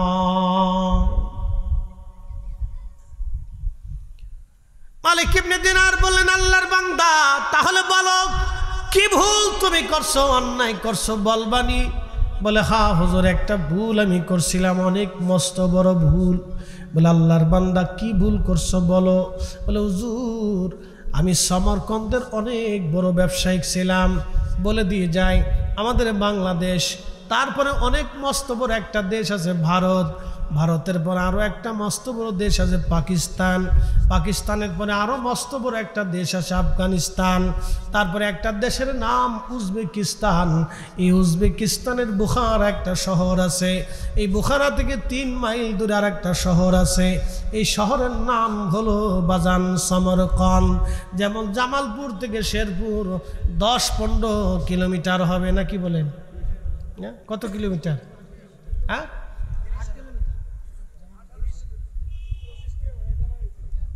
আচ্ছা ধরেন 30 কিলো ধরেন, 16 না? হয়তো আমার একটা হিসাব আছে, তো আমি তো গাড়ি চালাই না, একটা মোটামুটি হিসাব আছে আর কি, 16-20 এরকমই ধরেন আর কি। তো বেশি দূরত্ব না, কিন্তু মোটরসাইকেল টান দিলে তো আধা ঘন্টার দরকার, হ্যাঁ এরকমই। তো 3 কিলোমিটার দূরত্ব, একটা এলাকা বুখার আর একটা সমরকন্দ। তো এই সমরকন্দে বাড়ি ছিল মুহাম্মদ ইবনে হারুন সমরকন্দি, উজবেকিস্তান। উনি বলতেছেন, আমি শহরের অনেক বড় ব্যবসায়ী ছিলাম, তৎকালীন সময়ে আমার 7,000 স্বর্ণ মুদ্রা ছিল, বর্তমান সময়ে হাজার হাজার কোটি টাকা হবে। মুহাম্মদ ইবনে হারুন সমরকন্দি রাহমাতুল্লাহ আলাইহি তিনি বলতেছেন, 8,000 স্বর্ণ মুদ্রা, অনেক বড় ধনী, 12 জন দাসীবাদী নিয়ে আমার বিরাট বড় জমিদারি ছিল। হুজুর আমি মধু পাইছিলাম, নেশা করতাম আমি, নেশা। শাবানের শেষ রাত, রমজান আসবে, শাবানের শেষ রজনী, আমি এই শেষ রাত্রিবেলা আমি মধু পান করে বাড়ি আসলাম। বাড়ি আসার পরে আমার মা উনুনি চুলার পাশে বসে বসে রুটি বানাইতেছিলেন। বড় বড় চুলা, বড় বড় রুটি তারা বানায়, বড় বড় চুলা তাদের রুটি বানাচ্ছিলেন, কারণ আমাদের সংসার ছিল অনেক বড়, 12 জন দাসী বাদী দিয়ে আরো লোক লস্কর দিয়ে, কামলা সামলা কাজের লোক দিয়ে বিরাট। মা রুটি বানাচ্ছে, মদ পান করে আমি নেশাগ্রস্ত অবস্থায় বাড়ি আসলাম। মা আমার হাত ধরে বললেন, বেটারে কত সন্তান, রমজানের জন্য প্রতিদিন জিদ এসে গেল, শয়তান আমাকে পেয়ে বসলো। আমি মারে হাত দিয়ে থাপ্পড় মারতে লাগলাম, ঘুষি মারতে লাগলাম। আমার দেশে কত যুবক মাকে মারে, বাবাকে পিটায়, বাংলাদেশে আছে না নাই? হাজার হাজার সন্তান মাকে মারে, বাবাকে পিটায়, হাজার হাজার সন্তান মায়ের গায়ে আঘাত করে। আপনাদেরকে বলে দিলাম, যদি আপনাদের সমাজে এরকম ছেলে থাকে যারা মাকে মারে, বাবাকে আঘাত করে, ওরে সমাজ থেকে জুতা দিয়ে বাইরে গ্রাম থেকে বের করে দেবেন। এই কথা বলেন না কেন? জোরে বলে। এগুলো নীরব জুলুম, আমার দেশে এগুলি নীরব জুলুম চলতেছে। সমাজ থেকে জুতা দিয়ে বাইরে গিয়া গ্রাম থেকে আলাদা করে দেবে। প্রিয় উপস্থিতি, ও সমাজের সার পোকা, কীট পোকা, ওই পোকা ও সমাজ ধ্বংস করবে, গ্রাম ধ্বংস করবে, এটা বেয়াদব। বন্ধু আমার সমরকন্দি বলতেছে, হুজুর আমি আমার মাকে মারতে লাগলাম, ঘুষি দিতে লাগলাম। মা আমার হাত ধরলেন, আমাকে আরো মারাগাম্বিত ভাবে বকাঝকা শুরু করলেন। মায়ের রাগ শুনিয়া আমার আরো জিদ চেতে গেল। হুজুর আমি আমার মাকে জাপটে ধরে নিয়ে আগুনের চুলার মধ্যে ফেলে দিলাম। হুজুর আমার স্ত্রী আমাকে ধাক্কায়া ঘরের মধ্যে নিয়ে ঘরের দরজা তালা মেরে দিলেন, ঘরের মধ্যে আমার আটকায় দিলেন। আল্লাহর ওলি আমি নেশাগ্র অবস্থায় ঘরের মধ্যে ঘুমিয়ে পড়লাম।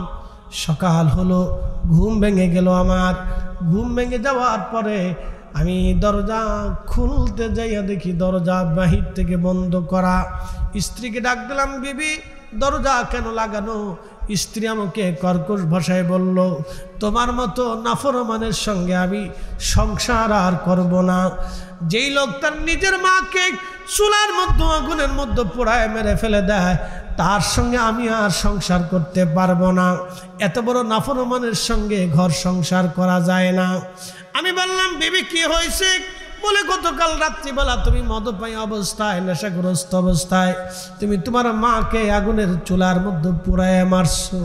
বলে, হুজুর এই কথা শোনার পর আমি দরজা খুলে ভেঙ্গে বের হইয়া দৌড়ায় যায় দেখি মার পুরা শরীর আগুনে পুড়ে কয়লার মতো হয়ে গেছে। একেবারে সারা শরীরটা পুড়ে পুড়ে কালা হয়ে গেছে। মাকে আমি নামাইলাম। আমি নামাইয়া চিন্তা করলাম, সর্বনাশ আমি কি করছি? আমার জীবনের কত বড় ভুল, কত বড় সর্বনাশ আমার জীবনে হয়ে গেল আজ। মালিক ইবনে দিনার বলতেছেন, লোকটা কাঁদার বলে, হুজুর আমি আমার মারে দাফন কাফন করলাম।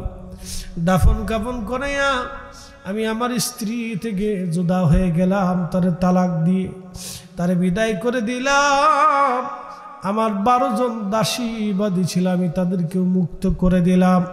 যদি আল্লাহ আমাকে মাফ করে দেয়, আমি আমার মায়েরে মারছি,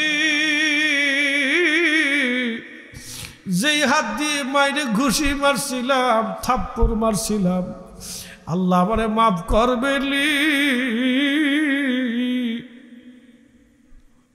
ক্ষমার আশায় 7,000 স্বর্ণ মুদ্রা আল্লাহ রাস্তায় দান করে দিলাম, যদি আল্লাহ আমারে মাফ করে দেয়। হুজুর যদি আল্লাহ মাফ করে, আমার সমস্ত সম্পদগুলি আল্লাহ রাস্তায় দান করলাম। তারপরও আমার মন বলে, প্রভু বুঝি আমার উপরে বেজার হয়ে আছে, আল্লাহ মাফ করে দেয়। যে হাত দিয়ে মাইরে মারছিলাম, আল্লাহর ওলি মালিক ইবনে দিনার, আপনি তাকায় দেখেন আমার ডান হাতটা কাটা। আমি বাম হাত দিয়ে কুড়াল দিয়ে নিজ হাতটাকে কুবায় কেটে ফেলে দিলাম। যেই হাত দিয়ে মাইরে মারছি, এই হাত আমি আর রাখবো না। আমি আমার ডান হাতটাকে কেটে একবারে আলাদা করে দিই। আমি হাত ফেলে দিলাম, যদি আল্লাহ মাফ করে। আল্লাহর ওলি গো, তারপরও মন বলে, প্রভু আমাকে মাফ করে নাই। ক্ষমার আশায় সুদূর উজবেকিস্তানের সমরখন্দ থেকে রওনা দিয়ে আমি কাবায় আসছি। 40 বছর ধরে মাকামে ইব্রাহিমে কান্দি, 40 বছর ধরে ক্ষুধার ঘর ধরে কান্দি, যদি আল্লাহ মাফ করে। 40 বছরে 40 জন আবদাল এসে আমার সংবাদ দিয়ে যায়, সবার গুনাহ মাফ হয়, আমার গুনাহ মাফ হয় নাই। সবার ক্ষমা হয়, কিন্তু আমার আজ ক্ষমা হয় নাই। ওগো মা, তুমি এ ধরনের শ্রেষ্ঠ নিয়ামত, তোমারই পদতলে রয়েছে জান্নাত, তোমারই পদতলে রয়েছে জান্নাত। হাই হাই করছি কি, 40 বছর ধরে মাকামে ইব্রাহিম আমি কান্দি, যেখানে কাঁদলে আল্লাহ মাফ করে দেয়, দোয়া কবুল করে নেয়। আমি হাজরে আসওয়াদ চুমা দিয়েছি কতবার, কাবা ঘর ধরে আমি কান্দি, তাহাজ্জুদ নামাজের সময় কান্দি। 40 বছর ধরে আল্লাহর কাছে মাফ চাই, আল্লাহ মাফ করে না। 40 বছরে 40 বার হজ করেছি, সবার হজ কবুল হয়, কিন্তু আমার হজ কবুল হয় না। আল্লাহর ওলি গো, আমি দিনের ভাগে এই বিরান ভূমি গাছের নিচে এসে নামাজ ইবাদতে কাটাই, যদি আল্লাহ মাফ করে দেয়। 40 বছর ধরে এইভাবে ইবাদত করি, 40 দিন পর পর পেট ভরে খাবার খাই। 40 দিনে আমি কোনো রকম এক বেলা করে আমি প্রত্যেক দিন অর্ধ চামচ খাবার খেয়ে বেঁচে থাকি। দুনিয়ার সব কিছু ছেড়ে দিয়েছি, শুধু ক্ষমার আশায়, ক্ষমার আশায় আমি এখানে বসে বসে কান্দি। আমার উপায় কি? 40 বছর ধরে আমার ক্ষমা হয় না। আল্লাহর ওলি 40 বছর ধরে 40 জন আবদাল এসে আমার সংবাদ দিল, সবার মাফ হয়, আমার মাফ হয় না। 40তম বছরে আপনি এসে আমাকে বলে দিয়ে গেলেন সবার ক্ষমা হয়, আমার ক্ষমা নাই। করব কি আমি? উপায় কি? উপায় কি আমার? উপায় কি? তখন মালিক ইবনে দিনার বললেন, আল্লাহর বান্দা বলো কি করে তোমার ক্ষমা হবে বলো? এত বড় অপরাধ করার পরে কি করে ক্ষমা হয় বলো? তখনই আল্লাহর বান্দা মুহাম্মদ ইবনে হারুন সমরকন্দি 2 হাত আল্লাহর দরবারে বাড়াইয়া অনুনয় বিনয় করে কান্না শুরু করলো। একসাথে জোরে বলবেন কি আল্লাহু আকবার? না জোরে বলেন আল্লাহু আকবার। বাজান রে, খাবারের পরে আপনারা দোয়া করবেন, কবরের পাশে দাঁড়ায় দাঁড়ায় হাত বাড়ায় দোয়া করবেন, নামাজের পরে দোয়া করবেন, বাড়িতে তলবে ইলম ডেকে নিয়ে কোরআন খতম দিয়ে দোয়া করবেন, বাড়িতে উলামায়ে কেরাম এলাকার মুরব্বী মানুষদেরকে নিয়ে মিলাদ শরীফ পড়ে এরপরে জিকির ফিকির করে দোয়া করবেন। কারণ এই দোয়াগুলি মা বাবার কবরে যায়, এই দোয়াগুলি আল্লাহর দরবারে কবুল হয়ে যায়। আল্লাহ বললেন, এ আমার বান্দা, মান লাম ইয়াসালিল্লাহ ওয়ারগাব ইলাইহি। নবীজি বলতেছে, আল্লাহ বলেছেন যে আল্লাহর কাছে চাই না, আল্লাহ তার উপরে বেজার। আপনি আমার কাছে বারবার চাবেন, আমি বেজার হয়ে যাব। বাবা মার কাছে বারবার চাবেন, বাবা মা বেজার হয়ে যাবে। কিন্তু আল্লাহর কাছে আপনি না চাইলে আল্লাহ বেজার হয়ে যাবে। যার কাছে চাইলে খুশি হয়, আমরা সেই আল্লাহর কাছে চাইব। কথা কন না কেন? ঠিক কিনা? চাবো কার কাছে? জোরে বলেন, কার কাছে? আল্লাহর কাছে চাবো। ঠিক মুহাম্মদ ইবনে হারুন সমরকন্দি আল্লাহর দরবারে হাত বাড়াইয়া অনুনয় বিনয় করে বলি, ইয়া রাব্বি, বিপদ অপসরণকারী, মুসিবত দূরকারী আল্লাহ, আমি সমরকন্দি ছাড়া তোমার অনেক বান্দা আছে, কিন্তু তুমি ছাড়া আমার আর কোনো রব নাই। 40 বছর ধরে আমি ক্ষমা চাই মালিক, যদি রহমত থেকে তারাও এ বান্দা কোন জায়গায় যাবে আল্লাহ? এ বান্দা কোথায় যাবে? বান্দার আর কোথাও হাত নাই, বান্দা কোথাও হাত বাড়াইতে পারবে না। আল্লাহ আপনি আমারে মাফ করে দেন। এইভাবে অনুনয় বিনয় করে মুহাম্মদ ইবনে হারুন সমরকন্দি কান্নাকাটি শুরু করলেন। ইমাম আবুল ফারাজ ইবনুল জৌজি লেখেন, মালিক ইবনে দিনার মুসাফিরখানায় চলে গেলেন। রাত্রিবেলা যখন ঘুমায়, স্বপ্নের করে দেখতেছে রাহমাতুল লিল আলামিন আমার নবীজি স্বপ্নে মালিক দিনারের সাথে সাক্ষাৎ করতে এসেছেন, তশরিফ এনেছে। একবার জোরে বলা যাবে কি আল্লাহু আকবার। সহিহুল বুখারীর কিতাবুর রুক্কের ভিতরে নবী বলেছেন, মান রাআনি ফিল মানামি ফাকাদ রাআল হক, যে আমাকে স্বপ্ন দেখেছে সে বাস্তবে আমি নবী দেখেছি। আমি নবী নিজে আসছি, ছবি আসি নাই। আমি নবী নিজে আসি, ছবি আসি নাই। আমি নবী নিজে আসি, ছবি আসি নাই। আমি নবী নিজে আসি, ছবি আসি না। আমি নিজে নবী, তার সঙ্গে স্বপ্নে সাক্ষাৎ করি, কথা বলি। একসাথে বলা যাবে আল্লাহু আকবার। তাহলে নবী আসে না নাই?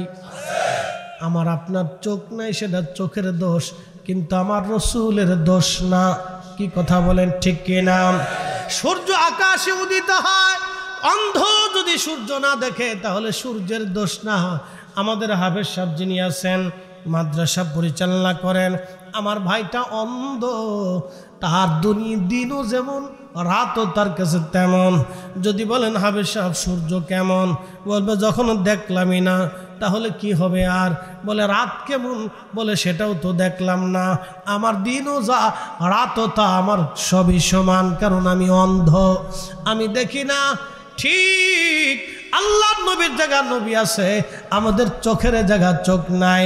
আল্লাহর নবী স্বপ্নে এসে বলেন, হে মালিক ইবনে দিনার, খোদার রহমত থেকে বান্দাকে নিরাশ করতে কে তোমাকে অনুমতি দিয়েছে বলো? তুমি কেন বলছো তারে আল্লাহ মাফ করবে না?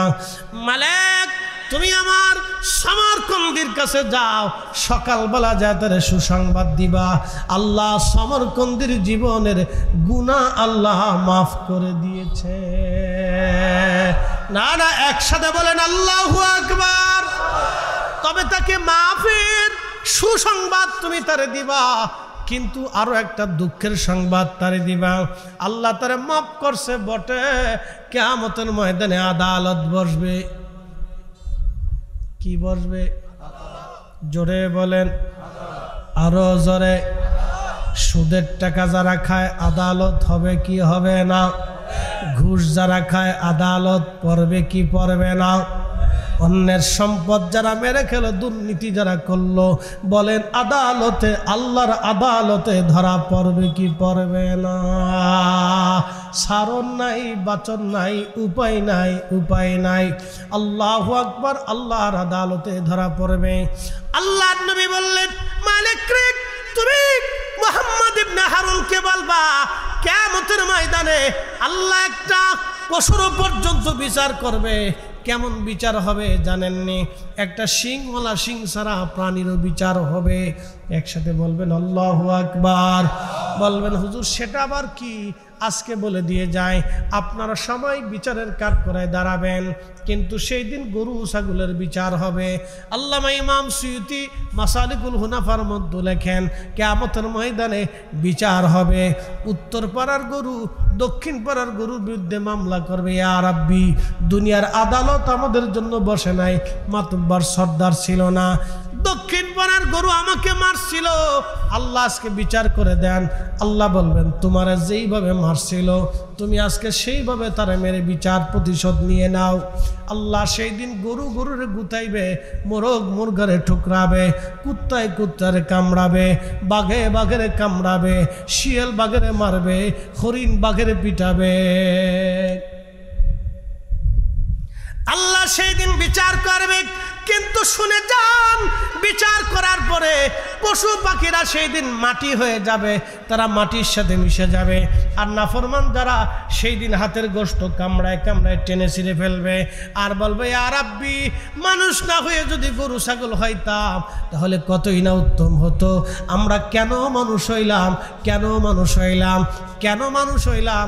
গরু ছাগল হইলে অন্তত আজকে মাটি হয়ে যেতে পারতাম।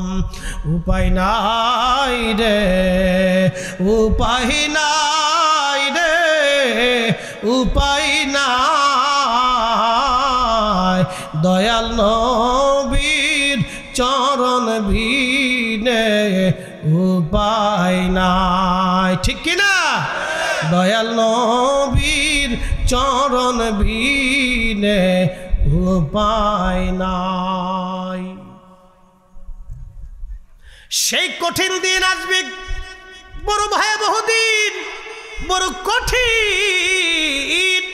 আল্লাহর নবী বললেন, মালিক তারে আল্লাহ মাফ করছে, কিন্তু আল্লাহর আদালত বসবে কিয়ামতের ময়দানে। সমরকন্দির মা সন্তানের বিরুদ্ধে মামলা দায়ের করবে, আল্লাহ বিচারক আর আসামি হবে মুহাম্মদ ইবনে হারুন সমরকন্দি। রে মালিক তুমি যে বলবা, আল্লাহর আদালত বসবে, সে আদালতে আল্লাহ রাব্বুল আলামিন সমরকন্দির মায়ের পক্ষে রায় দিবে, সমরকন্দির বিরুদ্ধে আল্লাহ রায় দিবে। তবে একটা বিচার কিয়ামতের ময়দানে সমরকন্দির হবে। কি বিচার হবে সেটা আমি পরে আপনাদেরকে বলতেছি, খুব মনোযোগ দিয়ে কথা শুনবেন। হাশারের মাঠে বিচার অবশ্যই হবে, অবশ্যই আল্লাহর আদালত বসবে। আমার রব বললেন, মালিক ইয়াউমিদ্দিন। বসেন, একটা লোক উঠবেন না, বসেন, দোয়া করে যাবেন। দোয়া ছাড়া গেলে বাবা মা কবর থেকে আপনার বিরুদ্ধে বদদোয়া করবে, কারণ এখানে উদ্দেশ্য হলো দোয়া। দোয়াই যদি না হয় তাহলে সর্বনাশ হয়ে গেল। আমি চুয়াডাঙ্গা গেছিলাম এক মাহফিলে ওয়াজ করার জন্য বহু বছর আগে। লোকেরা বলল, হুজুর আগামী বছর আবার আসবেন। আমি বললাম, না, আমার সময় হয় না। তখন পদ্মা সেতু ছিল না, এই ফেরি পার হয়ে জামজটে বিরাট কষ্ট করে যাওয়া লাগতো। আমি বললাম, না, অনেক বড় কষ্ট, আর আসা যাবে না। বলতে যে হুজুর গত বছর এক হুজুর আনছিলাম, 3 দিন তফসির করছে আর খালি বলছে বেদাত বেদাত। শেষ পর্যন্ত মাহফিলের লাস্টে দোয়াও করে নাই, বলে এটাও বেদাত। বলে হুজুর আগামী বছর আপনি আসবেন, এই বছর আপনারা মাহফিল, আমরা মাহফিল করে তৃপ্তি পাইছি। এই বছর দোয়া হলো, গত বছর দোয়া হয় নাই। আমি বললাম, না, আগামী বছরে হুজুরকে দাওয়াত দিবেন, সুন্দর করে 3 দিন তফসির করাবেন, লাস্টের দিন দুনিয়ার দোয়া খায়ের করবে না। শেষ পর্যন্ত গাড়িতে উঠাইয়া সুন্দর এক কাপ চা খাওয়াইয়া, ফল ফ্রুট খাওয়াইয়া, গাড়ির মধ্যে বসে লম্বা করে সালাম দিয়ে বলবেন, হুজুর আগামী বছরের জন্য প্রস্তুত থাকবেন, আগামী বছর আপনাকে আবার আসতে হবে, কিন্তু মামু দিবেন না। তো যখন হাদিয়া না দিবেন তখন সে এসে ডাক দিবে, সভাপতি সাহেব কোথায়, কোন জায়গায় আছেন, কি ব্যাপার, দাওয়াত আমারে কি দিছেন, গাড়ি খরচা টরচা কেন দিলেন না? তখন আপনারা বলবেন, হুজুর নবীজি কোনোদিন ওয়াজ করে টাকা নেয় নাই, সাহাবীরা ওয়াজ করে টাকা দেয় নাই, সাহাবীরা ওয়াজ করে টাকা নেয় নাই, আমরা মইরা যাব, কিন্তু আপনারে টাকা দিয়া বেদাত করব না। কথা কন না কে? দোয়ার দরকার আছে? কথা কন না কেন? দোয়ার দরকার। হাত উঁচু করে বলেন, দোয়া লাগবে, দোয়া লাগবে। তাহলে দোয়া করে যাবেন তো ইনশাল্লাহ। হাত উঁচা করেন, জোরে উঁচা করেন, জোরে উঁচা করেন, 10 মিনিট টাইম, বেশি না। হাত নামান, হাত নামান। তাহলে একটু তাকবীর দেন, নারে তাকবীর। মাদ্রাসাটা অনেক কষ্ট করে ভাই পরিচালনা করে, আমার এই ভাইটার অনেক কষ্ট হয়। খুব মনোযোগ দিবেন বাবাজি, দোয়াটা অনেক বড় দামি। শেষ সময় 2টা কথা শুনে দিয়ে যাই। বলেন, আল্লাহর হুকুম ছাড়া একটা ভাতের দানা আপনি আমি বেশি খাইতে পারবো? যারা আমাদের দেশ থেকে এই যে লক্ষ লক্ষ টাকা চুরি করিল, আচ্ছা বলেন তো আপনারা, এই প্রত্যেক দিন একটা হরিণ জবাই করেও যদি খাইতো তাও এই টাকা শেষ হয় না, কিন্তু বরাতে নাই। জোরে কর, বরাতে নাই। আল্লাহর বিধানের বাহিরে এক টুকরাও খাওয়ার কোনো সুযোগ নাই। এই জন্য হালাল খান, কচু শাক দিয়ে খান, ডাল দিয়ে খান, শুধু ভাতটা দিয়ে খান, তাও হালাল খান। কি কথা কন না? কি খান? জোরে কর, জোরে জোরে জোরে জোরে। আমাদের রিজিক দেয় কে? সূর্যের আলো, বৃষ্টি, ফসল, মাছ, ফল। আল্লাহ যদি আমাদেরকে দেয় তাহলে আমরা কি আল্লাহর জন্য কিছু দিতে পারবো না?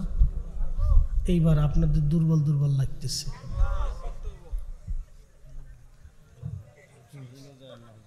যায়েন না, ভয় নাই, পকেট থেকে একটা টাকাও নিচ্ছি না, বোঝানোর জন্য বলতেছি।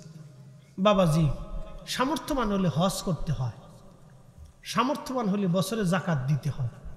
এটা আল্লাহর 2টা ফরজ, টাকার সাথে সম্পৃক্ত, অর্থের সাথে সম্পৃক্ত। সামর্থ্য হলে হজে যাবেন, না হয় যাকাত দিবেন।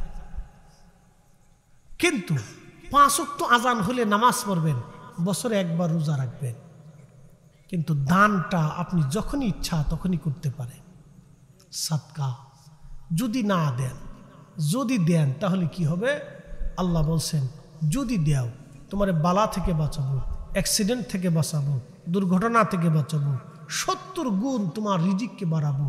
আচ্ছা বলেন, আল্লাহর একটা কথা কি মিথ্যা হবে? রসুলের কোনো কথা কি জীবনে একটা মিথ্যা ছিল? ওয়াসাদাকা রাসূলুহুন নাবিয়্যুল হাবিবুল কারীম, আমার রসুলের জীবনের একটা বাক্য মিথ্যা না। নবী যাহা বলেছেন তাহা হবে। আল্লাহ রসুল বলেছিলেন 30 জন মিথ্যাবাদী নবী দাবি করবে, ঠিক তাই বলেছেন। আল্লাহ রসুল বলেছেন কিয়ামতের আগে নারীর সংখ্যা বেড়ে যাবে। বাংলাদেশে এক এক পুরুষের ভাগ্যে 4টে করে আছে।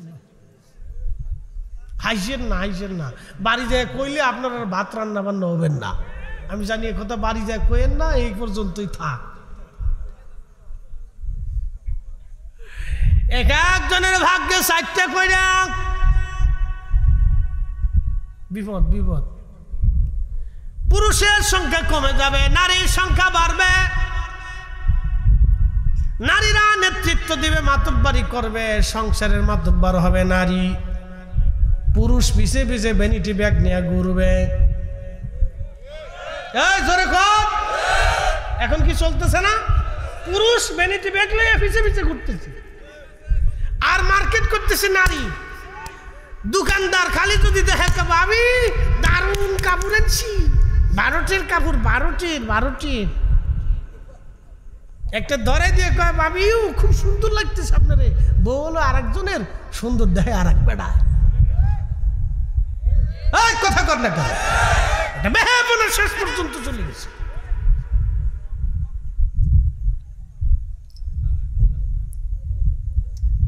উচিত কথা বললে তো বেডির আমার টিয়া দিবেন না, আর এক জ্বালা আছে। এই ওঠেন কেন? দাদু, না দাদু হাসি দিছে রে, উঠার কায়দা নাই। অনেকে গোপনে গোপনে চলে গেছে, আমি খালি দেখতেছি এরকম, খালি মুসুর মুসুর দিয়ে যা। আগে যতই যাও এখান থেকে পালাইতে পারবা, কিন্তু মরণ থেকে পালানোর কোনো রাস্তা। একদিন মাটির ভিতরে হবে ঘরে মন আমার, কেন বন্ধ দালান ঘর। কবর থেকে পালানোর রাস্তা না, এখান থেকে পালিয়ে যাবেন, কবর থেকে পালানোর সুযোগ নাই। বন্ধু পালায়েন না, 10টা মিনিট বসে যান, কথা শুনে যান। আল্লাহর কোরআন বলতেছে ওয়া আনফিকু মিম্মা রাযাকনাকুম মিন ক্বাবলি আইয়াতিয়া আহাদাকুমুল মাউত। ও বান্দা, মরণ আসার আগেই তুমি আল্লাহর পথে তোমার সদকা, তোমার রিজিক থেকে দান করো। আমি আল্লাহ তোমাকে রিজিক দিয়েছি, স্ত্রী দিছি, সন্তান দিছি, জমি দিছি, খাবার দিয়েছি, ফসল দিলাম, তোমাকে যাহা দিলাম এর ভিতর থেকে তুমি সব আল্লাহ চাই নাই, কিছু অংশ তুমি আল্লাহর পথে তুমি ব্যয় করো, খরচা করো। যদি না করো কিয়ামতের ময়দানে সেই দিন আফসোস করবে আর বলবে ফায়াকুলা রব্বি লাউলা আখারতানি ইলা আজালিন করিব।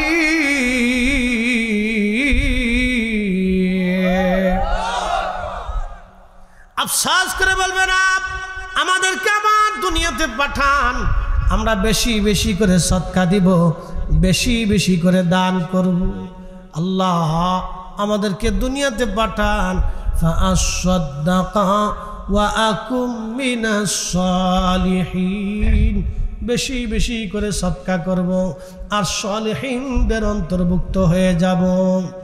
আল্লাহ ডাক দিবেন ওয়ালা ইউআখিরাল্লাহু নাফসান ইযা জাআ আজালুহা।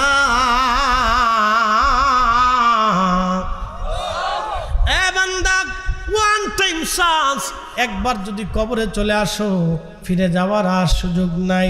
হায়াত শেষ হলে দুনিয়াতে থাকার আর রাস্তা নাই, ঠিক কিনা?